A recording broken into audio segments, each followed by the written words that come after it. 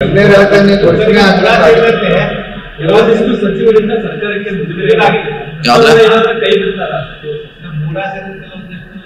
ನಾವಲ್ಲ, ನಾವು ಕೈ ಬಿಡೋರಲ್ಲ ತಗೊಳೋರು, ನಾವೇನ್ ಮಾಡೋರು? ನಾವಿಲ್ಲ ಅದನ್ನ ಮಾಡೋರು. ನಾವಲ್ವೇ ಅಲ್ಲ ಅಂತ ಹೇಳಿದ್ರು. ನಾವು ಅದ ಕೈ ತಗೊಳಕ್ಕೂ ಅಧಿಕಾರ ಇಲ್ಲ, ಬಿಡ್ಲಿಕ್ಕೆ ನಮಗೇನು ಅಧಿಕಾರ? ನಾವೇನ್ ಮಾಡೋರು? ನೀವೇನು CM ಅವ್ರನ್ನ ಕೇಳ್ಬೇಕು, ಅಧ್ಯಕ್ಷನಿಗೆ ಕೇಳ್ಬೇಕು. ಈಗ ನಾವೇನ್ ಹೇಳೋರು? ನಮಗೆ ಅದು ನೀವು ಹೇಳೋಂತ ಉತ್ತರ ಕೊಡ್ಲಿಕ್ಕೆ ಅಥವಾ ಅದು ನಿರ್ಣಯ ಮಾಡೋರು ನಾವಲ್ಲ. ಅದಕ್ಕೆ ಅದ್ರ ಬಗ್ಗೆ ಕೊಡ್ಲಿಕ್ಕೆ ಹೇಳಲಿಕ್ಕೆ ಆಗೋಲ್ಲ. ಈಗ ಬೆಳಗಾವಿ 2ನೇ ರಾಜಧಾನಿ ಆಗ್ಬೇಕನ್ನೋದು ಬಾಯಿ ಮಾತಿನಲ್ಲಿ ಘೋಷಣೆ ಆಗಿದೆ. ಘೋಷಣೆ ಆಗ್ಬೇಕನ್ನೋದು ಬೇಡಿಕೆ ಒತ್ತಾಯ ಬಹಳ ಅದ್ರ ಬಗ್ಗೆ ತಾವೇನಾದ್ರೂ ಪ್ರಸ್ತಾಪ ಮಾಡ್ತೀರಾ? ಟೈಮ್ ಬರ್ತೈತೆ, ಅದು ಆಳುವಂತ ಟೈಮ್ ಬರ್ತೈತೆ, ಬಂದಾಗ ಮಾಡೋದು. ನೀವೇ ಕೇಳ್ಕೊಂತೀರಿ ಯಾವ್ದ್ರೆ ಚರ್ಚೆ ಇದೆಯಲ್ಲ, ಚರ್ಚೆದಾಗಿದೆ. ಅದನ್ನು ಡಿಸಿಷನ್ ಅವರೇ ತಗೋಬೇಕಲ್ಲ, ಕೇಂದ್ರ ವರಿಷ್ಠರು ತಗೋಬೇಕು. ಚರ್ಚೆ ನಡೀತಾ ಇದೆ.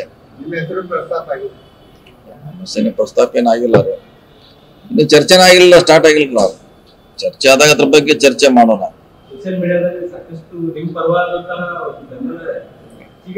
ಸೋಷಿಯಲ್ ಮೀಡಿಯಾ ಅಂತ ಹಾಗೆ ಆಗಿದ್ರಿ. ಸೋಷಿಯಲ್ ಮೀಡಿಯಾಗ ಆಗಿದ್ದು ಎಲ್ಲಾನು ನಿಜ ಆಗೋಲ್ಲ.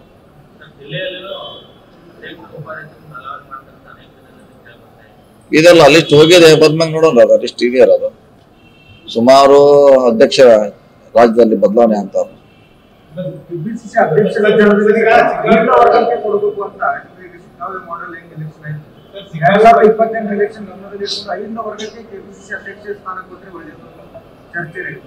ಐದವರೆಗೆ ಅಂತಲೂ ವೋಟ್ ಅನ್ನ ಕೆಪಾಸಿಟಿ ವೋಟ್ ಫುಲ್ ಮಾಡೋ ಅಂತ ಇರ್ಬೇಕು.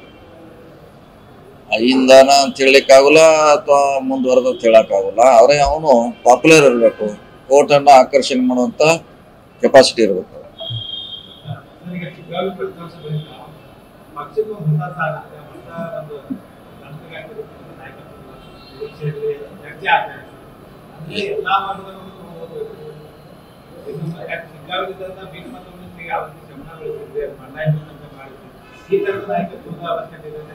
ಬರ್ಬೇಕಲ್ಲ, ಅದೇ ಯಾವಾಗ ಬದಲಾವಣೆ ಮಾಡ್ತಾರೆ ಅವಾಗ ಚರ್ಚೆ ಸ್ಟಾರ್ಟ್ ಆಗುತ್ತೆ. ಇನ್ನು ಚರ್ಚೆನೇ ಸ್ಟಾರ್ಟ್ ಆಗಿರಲಿಲ್ಲ.